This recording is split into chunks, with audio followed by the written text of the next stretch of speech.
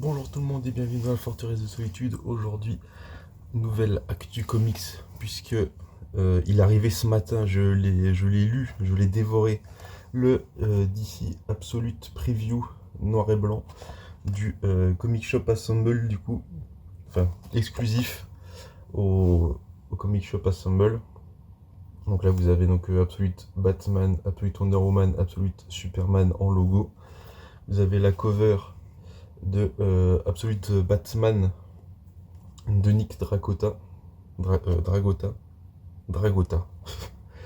Donc c'est du format souple, c'est du noir et blanc, c'est une preview. Donc on a le premier numéro de Batman, le premier de Wonder Woman, le premier de Superman. Ça fait 128 pages pour 9,99 chez les libraires du Comic Shop Assemble. Quand je tourne la vidéo, normalement, si tout va bien, je devrais la sortir le lendemain, donc le samedi. Excalibur Comics, on n'a plus. Je sais pas pour les autres, mais en tout cas, Excalibur Comics, donc là où j'ai commandé en ligne, a plus de stock de DC Absolute. Voilà. Donc si vous voulez le trouver, il y a soit Comic Zone à Lyon, Astro City à Lille, les Fictionautes, je sais plus où c'est. Je sais qu'il y en a un à Nantes. Je crois non, il y en a pas un à Marseille. Il y en a à Paris, je sais plus. Ou forcément il y a Excalibur Comics à Annecy, mais il n'y a plus rien. Et Excalibur Comics qui est seulement en ligne. Mais du coup, ouais, faut chercher dans les autres membres pour essayer d'en trouver un. Et si jamais il y en a qui le revendent sur Vinted à des prix astronomiques, bah, ne jouez pas la spéculation. Ça sert à rien. Donc, après petit tour d'horizon comme ça, ouais, donc tout le monde s'est jeté dessus sur la précommande des Absolutes. Donc avant l'arrivée des tomes en dur le 30 mai. Je crois qu'il y a le Absolute Batman qui sort le 23 mai, qui sort une semaine avant. Mais les tomes couleurs de Wonder Woman et Superman et Batman du coup sortent le 30 mai 2025 à, je pense que ça doit être 18 €. Mais du coup là on a la preview des 3 premiers numéros de Batman, Wonder Woman et Superman, qui sont du coup dans cet ordre là. On a Batman, puis Wonder Woman, puis Superman dans le bouquin. Donc, déjà, Absolute Batman, c'est Scott Snyder et Nick Dragota. Nick Dragota qui a dessiné aussi East of West. Scott Snyder qui a fait le fameux run de Batman avec la cour des hiboux, la nuit des hiboux, etc., etc. Donc au début des New 52, au début des New 52, tout simplement. Donc on commence avec ça. Donc forcément, c'est du coup un nouvel univers qui est l'univers Absolute, où en gros les héros sont réinventés en se demandant qu'est-ce qui serait devenu si on avait retiré quelque chose à leur histoire. Pour Bruce Wayne, donc Batman, c'est sa richesse principalement, puisque on a tout simplement Bruce Wayne qui est fils son prof, c'est son père. Donc Thomas Wayne est devenu enseignant et Martha est assistante sociale, il me semble. Oui, il me semble que c'est ça. C'est son père est prof, sa mère est assistante sociale. Et du coup, au début du numéro, je vais faire une partie no spoil et après je vous dirai quand ça passe en partie spoil, vu que il y a quand même des choses à dire. Donc déjà, on suit Alfred Pennyworth au début du numéro. Et c'est assez marrant parce on a l'impression que, en le lisant, enfin du moins en le lisant, on a l'impression qu'on suit Bruce. Vu que si vous aviez vu des visuels, on l'avait vu avec une moto. Et du coup, on peut se dire, c'est Bruce Wayne, etc. On suit le fils prodige de Gotham, mais pas du tout. On suit Alfred Pennyworth qui a priori est un agent secret. De ce que j'ai compris, hein, ça sera sans doute expliqué dans les suivants. Sauf que Bruce Wayne en fait c'est lui. C'est une masse. Alors à savoir que à la fin on a des bonus. Et donc Nick Dragota nous dit que avec les bots du costume, le Batman fait 2,14 m. Là on a, vous voyez, donc là vous avez quelqu'un. Donc là vous avez les mesures américaines, donc avec les pouces, ou les. Non, c'est les pieds. Voilà, 7 pieds. Et en fait il nous dit ouais il fait 7 pieds, donc il fait le gars fait 2,14 m. Voilà. Donc juste pour situer le truc. Donc forcément sans les bottes il doit faire un bon 1,90 m quand même. Voire quasiment 2 mètres. Vu que ouais, voilà. On a un Batman, donc comme Dragota disait dans les bonus, plus grand, plus fort, plus méchant. Mais du coup, on a du coup ce Bruce Wayne là qui du coup n'a aucune richesse et tout simplement il n'est personne à Gotham. Et l'origine story qu'on a dans ce numéro là, c'est que du coup le jour où il y a eu l'accident, où les parents sont morts, tout simplement il était en sortie scolaire au zoo avec son père et sa classe. Et on nous fait comprendre que y a quelqu'un qui est arrivé et qui a commencé à tirer dans le tas. Donc forcément ça va mal se finir. On a aussi, a priori, on a le Killer Croc qui là est gérant d'un club de boxe et qui est du coup le club où Bruce va s'entraîner à mettre des mandales et à déglinguer des sacs de sable, sacs de frappe, ouais, des sacs de frappe.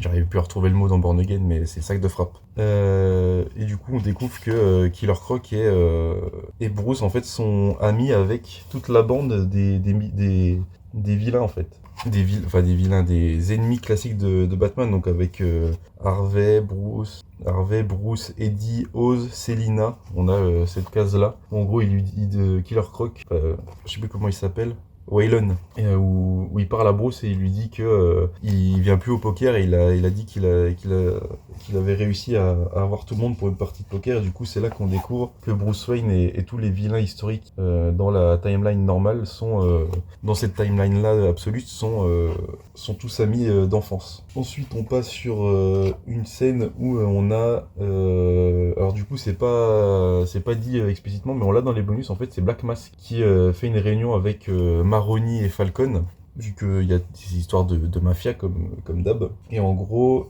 Black Mask est à la tête d'un groupe qui s'appelle les Bêtes de Soirée, et qui sont en train de faire des tueries à chaque fois dans Gotham. Et on a tout simplement Black Mask qui va régler ses comptes avec Maroni et Falcon, sachant que a priori Sal Maroni est déjà mort, et c'est le frère de Maroni, du coup, qui se fait avoir par Black Mask. Ça, c'est pas réellement du spoil vu que c'est dans les premières pages. Ensuite, on a toute une scène où en fait on découvre que Jim Gordon est devenu maire après sa carrière dans la police. A priori, vu qu'on a des gens qui nous disent vous avez brigué la mairie après. Votre carrière de flic vous a aidé à gagner la mairie, Gordon. Donc avant d'être maire, il était bien flic, mais du coup là où on commence, il est flic. Et du coup, il fait un meeting dans une salle, sauf que forcément, les méchants, les bêtes de soirée arrivent pour tuer tout le monde. Et c'est là que intervient forcément le Batou. On a aussi du coup Alfred qui est en rapport direct, enfin qui fait un rapport en direct à ses supérieurs, on ne sait pas du tout qui c'est, et et ses supérieurs qui lui demandent d'intervenir puisque il est considéré comme un trouble fait, ce Batman, et que Alfred doit l'affronter pour l'empêcher d'intervenir pour que lui puisse récupérer des infos, quoi. Donc forcément ça part en grosse baston, etc., etc. On a les bulles de pensée d'Alfred en même temps, et là on a la justification du pourquoi du logo en gigafat. C'est parce que simplement c'est une hache et il peut le décrocher pour s'en servir, pour tout simplement chlasse des mains. Alors il a quand même la règle de pas tuer, mais il est extrêmement brutal, à l'image de sa Gotham finalement en fait. Vu que on a je crois que dans les infos on a le truc de ouais il y a eu une tuerie où ils ont genre buté 30 personnes ou des trucs comme ça, c'est des trucs horribles. Et du coup le Batman est clairement à l'image de ça. Du coup on a la première rencontre entre Alfred Pennyworth et Batman, ce à quoi Batman lui assène le met KO et récupère son fusil. Et en fait, on a toute la suite où Alfred va enquêter sur lui et va découvrir que c'est Bruce Wayne. Et à partir de là, ça part en spoiler pour Batman. Du coup, il enquête sur forcément Bruce Wayne et il découvre que son père s'est bien fait descendre le jour de la sortie aux eaux. Sauf que, plot twist, Martha n'est pas morte. Martha n'est pas morte, donc il a juste perdu son père. Il a simplement perdu Thomas et pas Martha, qui apparemment fait de la politique. Enfin, c'est pas explicite, mais elle dit sérieusement, faire attendre ta pauvre mère 1 heure dans les froides et dangereuses rues de Gotham. Il dit ouais, pardon, j'étais aux eaux, machin. Et il dit ils sont arrivés pile quand j'allais me mettre la foule dans la poche. Donc elle doit, elle doit effectivement faire de la politique. Et du coup, Alfred décide de le laisser tranquille. Sachant que lui, en parallèle avec la relation avec sa fille, il a essayé de l'appeler en revenant à Gotham en lui disant ouais, j'aimerais bien qu'on se voit et tout. Et ce à quoi sa fille lui répond ne me contacte plus jamais. Et donc forcément, quand il voit un fils et sa mère avec de si bonnes relations, ça lui met un peu mal. Mais du coup, Bruce Wayne, qui a du coup pendant toute sa carrière fait plein de jobs pour connaître la ville par cœur, a pris par déduction, ouais, par défaut son QG en haut des plus hautes tours, qui ne sont absolument pas utilisés par les milliardaires, qui ont leur bureau en dessous. Et du coup, Alfred va là-bas pour le choper, sauf que, bam, il se fait avoir. Et je vous avoue que, en voyant la case où il lui tire dessus au fusil à pompe et on a le retour où on voit qu'il y a du sang qui gicle et tout, je me dis, ah putain, ah oui, il est vraiment vénère, sauf qu'en fait, il est pas mort parce que il explique que de un, c'est Batman qui a volé sa moto. De 2, c'est son fusil, il l'a rendu non létal. Et de 3, il saute avec sa moto de 300 mètres de haut. Et il se dit, mais c'est qui ce mec? Enfin, il est complètement taré. Et là, paf! Là, ça déboîte. Là, ça déglingue. Là, je pense que c'est une des planches où je me suis dit, ok, Absolute Batman, ça sera en noir et blanc pour moi. Donc les reviews sur la chaîne, ça sera exclusivement les tomes noir et blanc, vu que Nick Dragota, il déglingue au dessin noir et blanc. Regardez-moi ça. Je crois que j'avais déjà vu cette planche-là, mais quand j'ai vu ça, puis aussi la pleine page où il saute, hop là, cette planche-là aussi, quand je l'ai vue, je me suis dit, ah ouais, ça déboîte. Et je comprends pourquoi François Hercouet a décidé de donner au moins à Batman des tomes noir et blanc, donc a priori qui devraient être je pense en plus grande taille que des tomes comme ça. On sait pas actuellement dans quel format sera la publication des Absolutes. Si ça sera comme ça du format comics normal ou du format Deluxe. Bon là vous voyez les Invincibles qui sont au-dessus. Ça c'est du format Deluxe, l'Invincible, ou si ça sera du format comme ça. Mais je pense que le noir et blanc du coup sera en plus grand format que du Deluxe. Si tout va bien. Si tout va bien. Je pense qu'il y a possibilité que les Absolutes soient en format Deluxe et que le noir et blanc de Batman soit format Deluxe, soit format plus grand. Et du coup, pour finir en spoiler sur Batman, on a un petit épilogue où on nous présente le Joker, qui, contrairement à l'univers normal, est une des personnes les plus riches du monde et que rien ne le fait rire. Donc est-ce que Scott Snyder va aller dans le il est pas classique mais après il revient classique? Je pense pas. Enfin, j'espère pas surtout, vu que a priori on nous promet que cet univers absolu c'est pas comme Ultimate de chez Marvel, où en fait c'est un nouveau perso mais en fait ça revient très classique. Par exemple le Ultimate Spider-Man, c'est juste on refait toute l'histoire de Spider-Man mais en giga rapide, où juste on enchaîne tous les méchants, etc. Et j'avais lu ça et ça m'avait extrêmement déçu, Ultimate Spider-Man. D'autant plus la mort de Spider-Man qui dans le dernier omnibus arrive comme ça et ça cut et après c'est fini. J'étais en mode ah ouais, ok. Là, on nous promet que DC Absolute, c'est pas ah, il se passe ça, il se passe ça, et après, on revient à du classique. Non, c'est il se passe ça, et si c'était passé ça, et ça, et ça, et ça, et ça enchaîne. Donc, pour l'instant, le premier numéro de Absolute Batman, c'est complètement validé. Et du coup, ensuite, on enchaîne avec Themyscira, avec Diana, donc Absolute Wonder Woman. Donc, pour celui-là, je passe. Il n'y a pas réellement de spoiler pour Wonder Woman, comme pour Superman. Il y a vraiment que Batman, comme il fait Batman fait la taille de 2 numéros. Du coup, là, tout ça, c'est le Absolute Batman. Et après, là, vous avez le Wonder Woman et le Superman.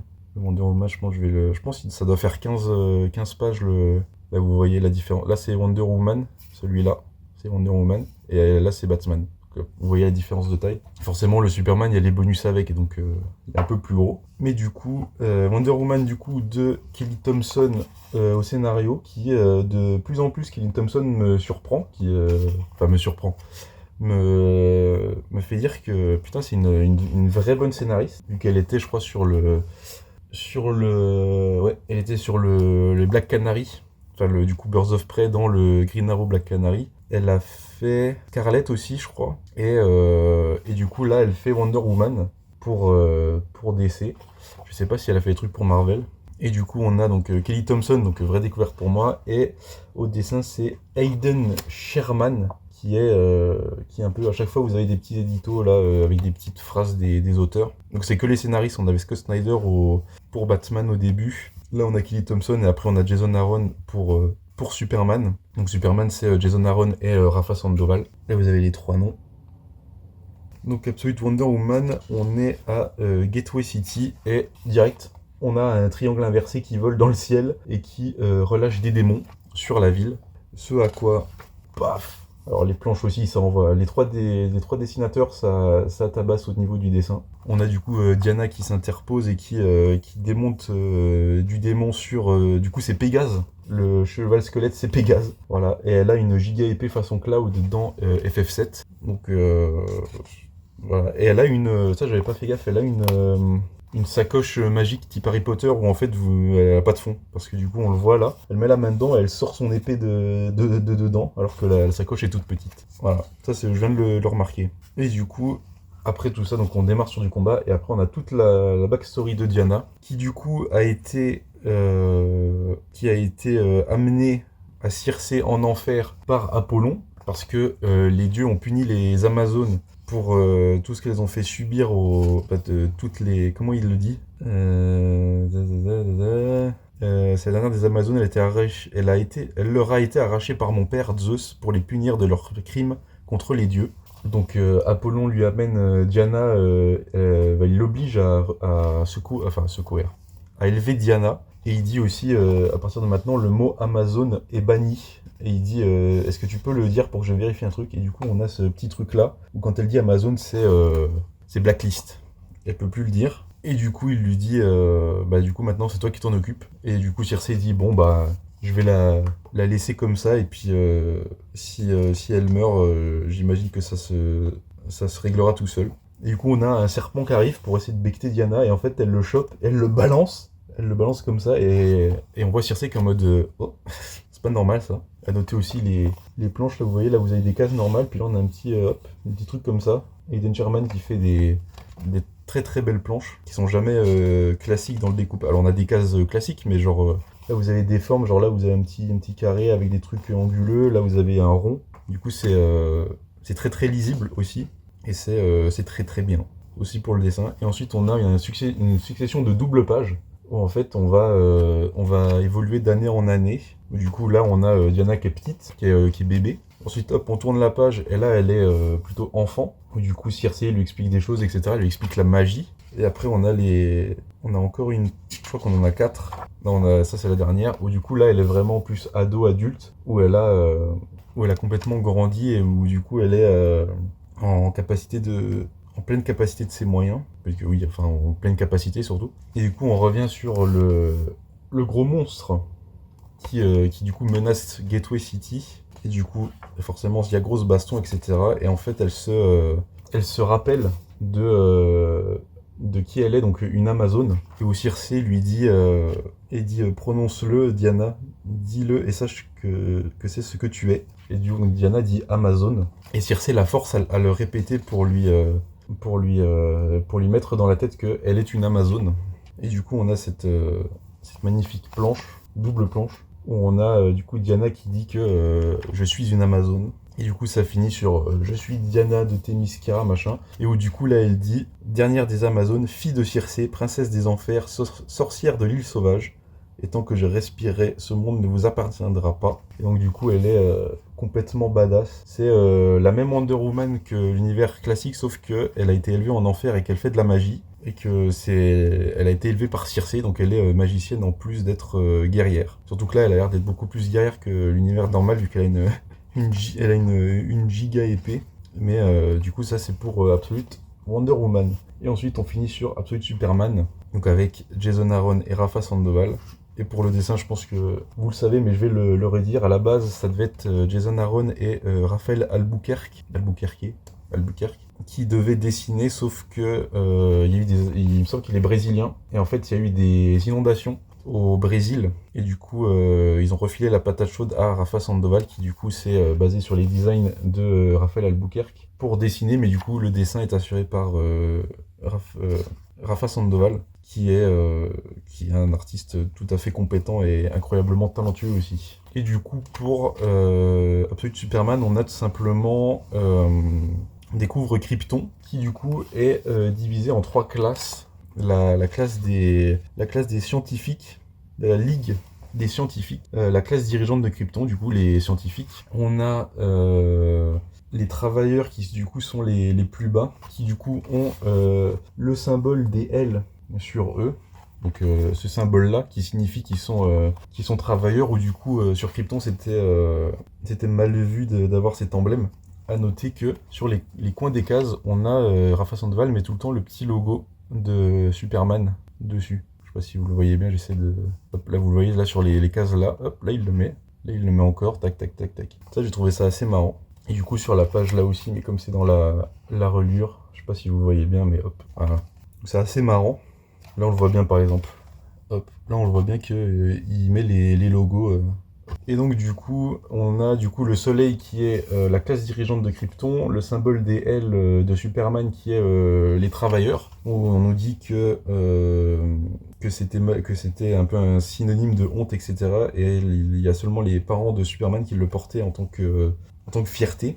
Et on se retrouve sur Krypton du coup avec Jor-El et Lara L, du coup les parents de Superman qui sont du coup dans cette classe travailleuse, parce que il me semble que Lara ils étaient tous les deux promis un grand avenir dans l'élite de la planète, sauf que tous les deux ont critiqué le système, et du coup se sont fait reguéler à la caste la plus basse. Donc on peut faire un parallèle un peu comme en Inde où ils ont des castes, etc. Parce que Jor-El, comme dans la continuité classique, a déploré le fait que ils étaient en train de détruire la planète. Ce à quoi les gens ont dit mais non, c'est pas vrai, il nous fait chier lui avec le réchauffement climatique. Et du coup ils l'ont foutu en bas, sauf que ça arrive réellement. Et du coup on a un parallèle forcément avec Rio, enfin au Brésil.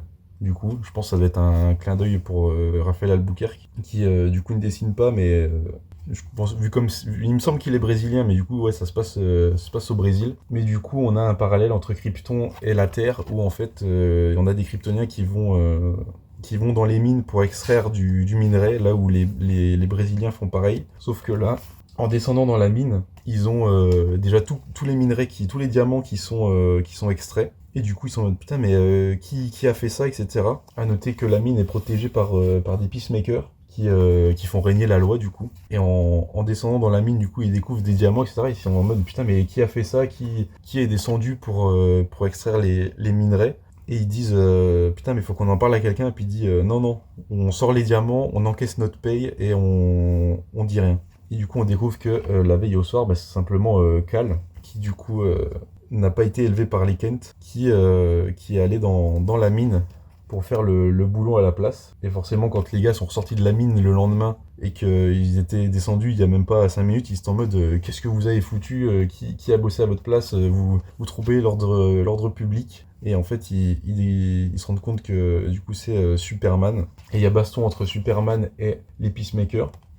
À noter que là pour le coup il a vraiment une batterie dans la case là. Il doit se recharger vraiment avec une batterie au lieu de simplement absorber les rayons du soleil comme dans la continuité classique. Mais du coup, grosse baston entre Superman et les Peacemakers, qui du coup lui aussi a la règle de ne pas tuer. Mais du coup, il demande à son costume, du coup, qui, là on apprend aussi avec Hop là, où est-ce que c'est? Non, c'était avant. Où on apprend avec cet agente que en fait son costume est vivant et qu'il bouge, etc. Et du coup son costume lui parle et du coup il demande là dans cette page il demande à son costume de l'arrêter avec ses rayons qui sortent des yeux. C'est à quoi en fait il met tout simplement ses mains devant pour l'arrêter et tout simplement il veut s'enfuir. Sauf que, est-ce que c'est un spoil? Ouais, mini spoil pour ceux qui veulent vraiment rien savoir. Sauf que il se fait arrêter par l'agent Lane. Et oui, dès que j'ai vu le perso, je me suis dit ça c'est Loïs. Ça c'est sûr que c'est Loïs. Et du coup, on a aussi, encore du spoiler. On a a priori aussi un Brainiac qui du coup regarde Superman en disant c'est intéressant ça, qui tu es. Et du coup j'ai dit il n'était pas élevé par les Kent parce que on voit tout simplement la ferme des Kent qui du coup est une propriété de Lazarus Corp, qui apparemment est la société qui détenait aussi la mine et qui engage des peacemakers pour préserver l'ordre. Donc pour l'instant c'est pas plus que ça, c'est pas l'Ex-Corp, c'est Lazarus Corp, donc à voir dans les prochains numéros. Et après on a le retour de Jor-El à la maison et du coup on découvre que du coup Kal-El, Superman, est déjà un jeune enfant avant que Krypton explose. Et du coup, c'est le principal, c'est que il connaissait ses parents. Mais du coup, on n'a pas ce Superman aussi positif que la continuité normale. Là, je vous montre les bonus en même temps. On n'a pas le Superman aussi positif que la continuité, mais qui est quand même, ils ont tous un code moral quand même. Là où Batman utilise son code moral pour aller à l'extrême juste avant le pire et demander aux criminels de se barrer. Wonder Woman, c'est quasiment la même, sauf que forcément elle a été élevée en enfer, etc.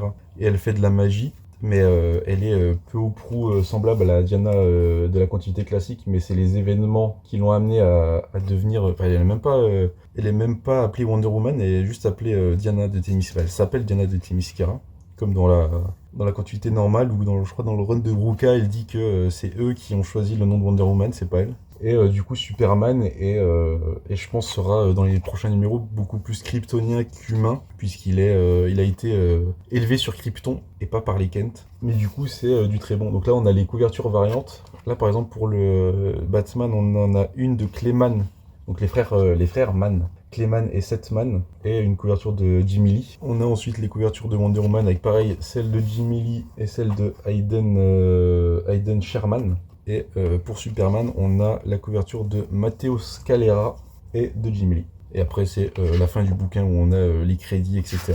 Machin. Du coup, c'est du très très bon.